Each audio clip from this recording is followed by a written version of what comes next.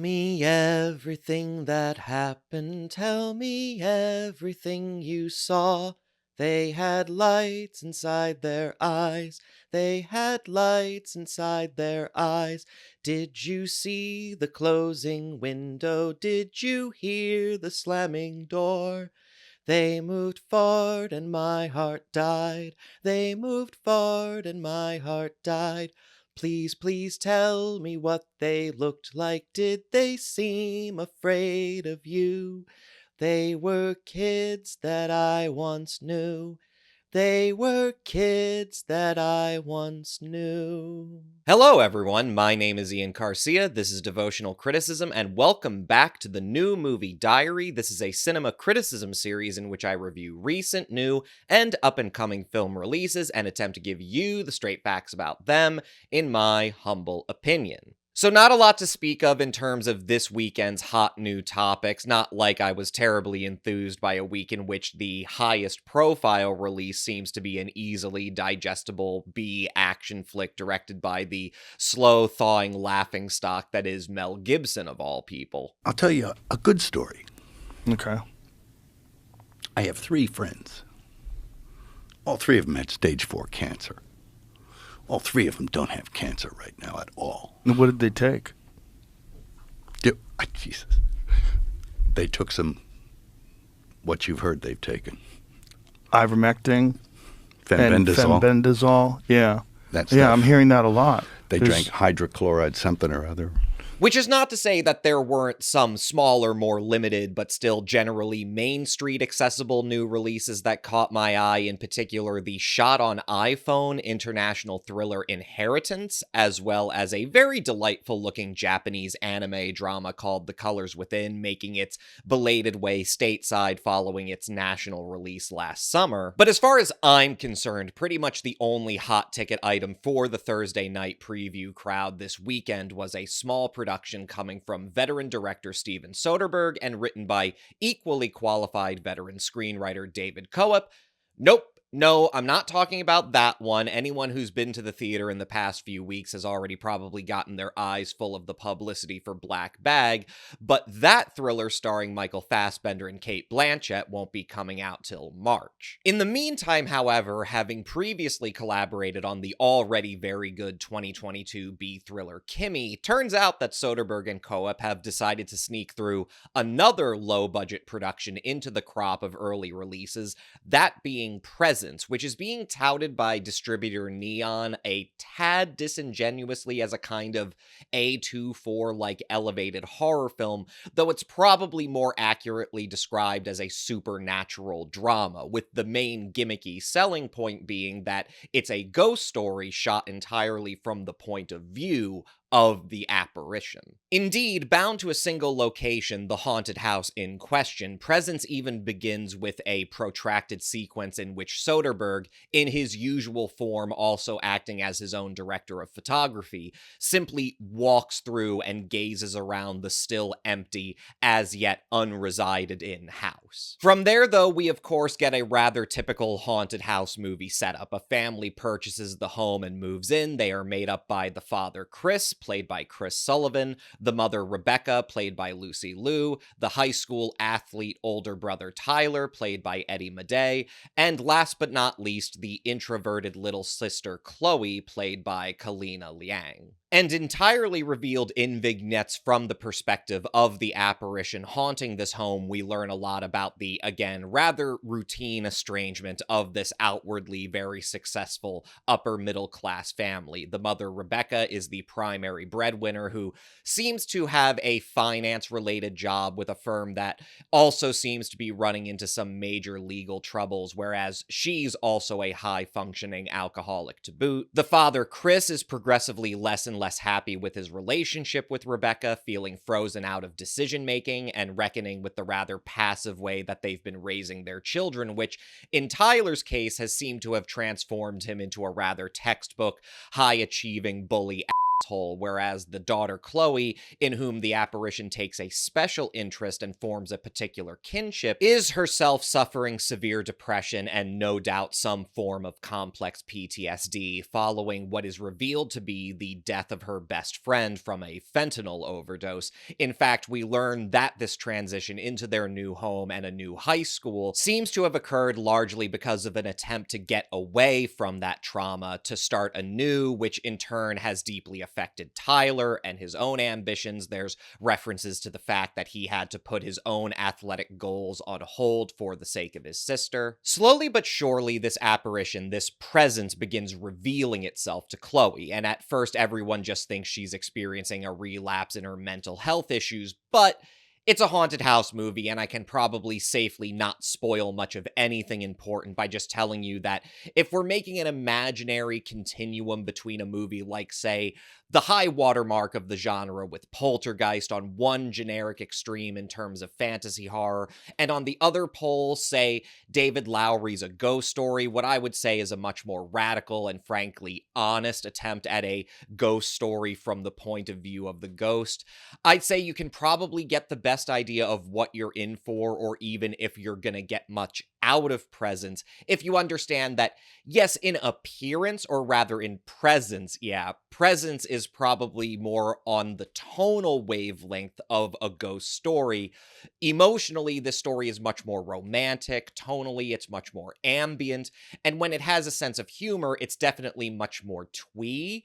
But in terms of just what the bare bones of the narrative are and where this story is going in terms of spectacle, let's say the spirit of the thing is probably closer to that Spielbergian kind of adventure and fantasy, albeit staged on a much lower budget. And that mixture of overall tone and aesthetics is really both the major selling point and drawback of a production like this, starting off just with the fact that it is shot entirely in POV, and where the very first scene of the movie starts simply with mapping out the spatial geography of the location. This is a very clever opening for a lot of reasons, not just because it gives us a comprehensive sense of the setting, but it also establishes this complicated sense of mood. On the one hand, it's ominous in a way, but on the other hand, with the sheer vacuum of sound, obviously the character, this ghost that we're seeing the world through, they don't ever talk or even breathe or have footsteps. With all of that taken out of things, all we're left with is this wide-angle roving view and the ambience of the world outside. So there's this strange mixture of the ominous, but also the peaceful. But on another third hand, it's also quite disorienting, or even bordering on nauseating the longer it goes on. It's crazy, honestly. There's plenty of hyper-frenetic action movies, but I don't think any high-octane set piece or fight scene, at least that I've seen recently, has given me quite the feeling of, like, literally physical upset in my stomach the way the opening of Presence goes, simply because of the gaze of this ghost character being so wide and constantly sweeping and panning to take in only bigger seeming expanses of this empty home. Now, that sense of disorientation abates the longer the story goes on and the more we have in front of the camera, but it also means that, in as much as I would say that the ensemble performances in Presence are quite strong, there does come a point where the POV gimmick of the film, like a lot of movies that utilize that POV gimmick, and especially in this context where the content of the narrative is primarily dramatic and emotional and not action-oriented, there does approach a point where that gimmick gets a little tired, or in instances where there isn't some degree of tongue-in-cheek humor clearly being intended or staged by the actors and how they're blocked and where our emotional focus is in terms of whose face we're seeing and how they're emoting, there approaches this point where the gimmick doesn't just become tired, but even a little silly. And this is where I kind of have to put on my big snobby I went to film school cap and just point out that This isn't just a matter of the gimmick of the POV becoming tired, but even calls into question whether or not the idea of a film shot entirely in POV basically runs completely counter to what, even at a baseline, the cinematic medium has to offer as both a source of popular entertainment as well as an art form. There's an entire metatextual way of at least appreciating a movie like Presence, because beyond this camera simply presenting the character of the presence, it clearly more than anything represents Soderbergh's camera itself. And thus, the narrative of the movie becomes a sort of experiment or lesson in how a director reads a screenplay like Coep's and then visualizes that narrative, and how the camera then becomes a mechanism for finding a subject that the spectator can enjoy looking upon simply for the joy of looking, but also a subject that we can come to emotionally and psychologically identify with. But when your entire movie is shot in that way, again, I'm in I went to film school mode here, the problem is that we as 21st century spectators are already so used to the whole beauty of cinema being that in whatever subjective position the camera takes, it can reveal so much beyond a mere presentation of narrative content, identifying not just with the characters, but with the entire symbolic realm of the film story from all these different vantages of looking and engaging that. The moment you decide you're going to do everything in POV, you're not only limiting your ability as a filmmaker to do that, but you actually progressively start to alienate the spectator, because we progressively lose the ability to identify our own subjectivity with the fantasy space of the film. We are now constantly made aware of the fact that we are only looking at what the camera sees, and not quite ever identifying with the film subject, or at least not in a way that we're used to after a lifetime of watching movies and unconsciously going through the process of being psychologically immersed in everything the camera has the ability to show us, and has the ability to stimulate us in both viscerally and emotional ways. Like Paranormal Activity, a still somehow quite underrated haunted house movie, is, I'll have you know, also a movie that is shot entirely technically in point of view. It's just that all of those points of view are literally those of diegetic cameras, or cameras that are contextualized as cameras in the story.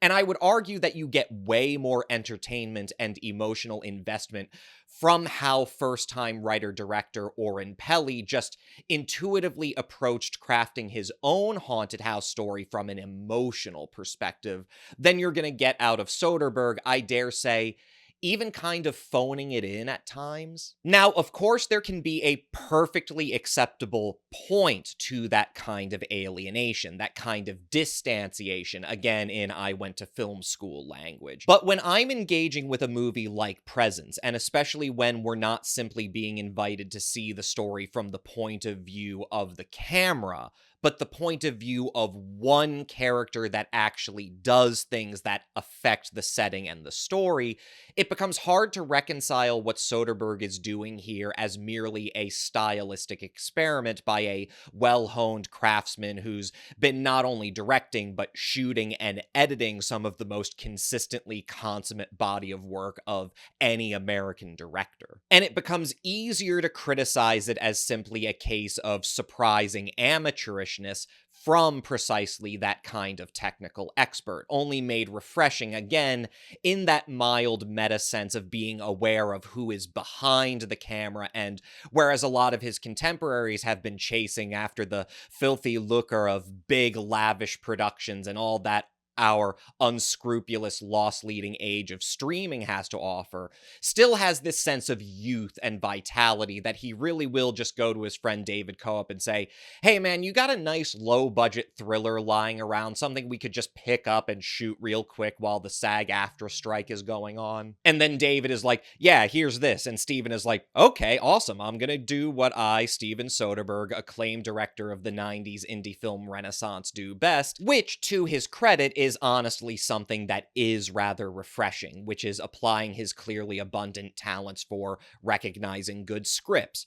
recognizing quality actors, and for not only directing but also shooting and editing his own productions, and apply to just making exactly the sort of tightly crafted, accessible, low to mid budget popular films that everyone complains that nobody makes anymore, including myself doing a lot of that complaining even on my own channel. So maybe I'm even being a bit too hard on Presence here, because while I can admit it does have that fundamental fault in my eyes, I have to give it up to not only Coop as a screenwriter, not only the ensemble cast here, but to Soderbergh himself in terms of being willing to put his reputation on the line in terms of something that is a little amateurish, is a little too overexcited by a gimmick that, in the grand scheme of big screen gimmicks, just isn't that special, or in this case, even terribly exceptionally executed in its own right, but nonetheless does achieve something that is probably the most important for this really rather meta, really rather tonally and narratively incongruous supernatural drama, in that it does take risks of challenging the audience to look deeper because they have to respond to the limitations of this ghost's point of view, and really try to reach out our gaze and really look at these actors and these characters and what's going on, and relating to that feeling of almost being trapped by our point of view, trapped by the camera, and thus only extending our sense as the story goes on and gets progressively more harrowing and despairing and darker, of really feeling so tense and desperate and, yes, even physically put at unease and nauseated by our own sense of powerlessness. And I will say this, where this all ends up going in terms of a climax is honestly perfect in terms of how even just one small line of dialogue in the middle of the movie becomes the key to unlocking everything that happens in just those last few minutes, that is genuinely so unpredictable and so surprising and such a wrench in our guts because we're so unprepared for it, that the mixtures of emotions we're feeling, from dread to excitement to despair, is so palpable. For all of its flaws, you do come out of it saying much what I did when I went into Kimmy, without a lot of expectations, as far as, well, what even for me as a guy who loves B movies, what does this baseline little Hollywood B thriller have to offer, especially from this old dude director who's pretty much just resting confidently on his laurels, cranking out one or even two movies every year. And then the ending hits you and you come away from it being like, wait, was I accidentally watching what is going to turn out to be one of my favorite movies of the year going forward? Because that was really good. There might be parts of Presence that are amateurish for a filmmaker of Soderbergh's experience. There may be stretches of it that are just kind of twee and silly and put me off.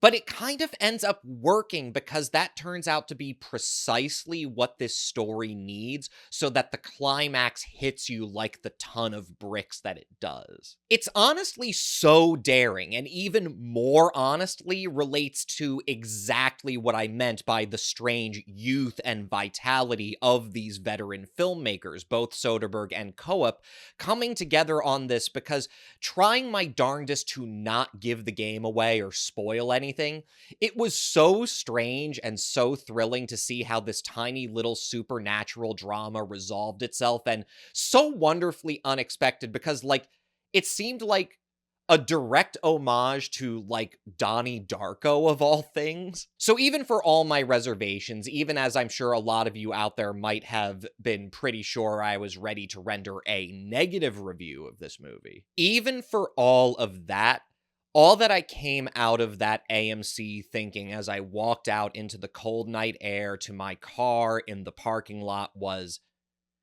"Damn it all, my man's done it again." Soda Man's done it again, delivering a tight but complex, well-directed, and well-performed, thrilling B-movie experience. So on that level, I'm giving Presence a 4 out of 5. And with that, I'm tapping out. Thank you for sticking it out through this whole video, and please do sound off in the comments with your own thoughts. What did I get right? What did I get wrong? Share, like, subscribe, bell, yada yada. My name is Ian Garcia. This is Devotional Criticism, and this was the new movie diary. I'm going to catch you guys next time.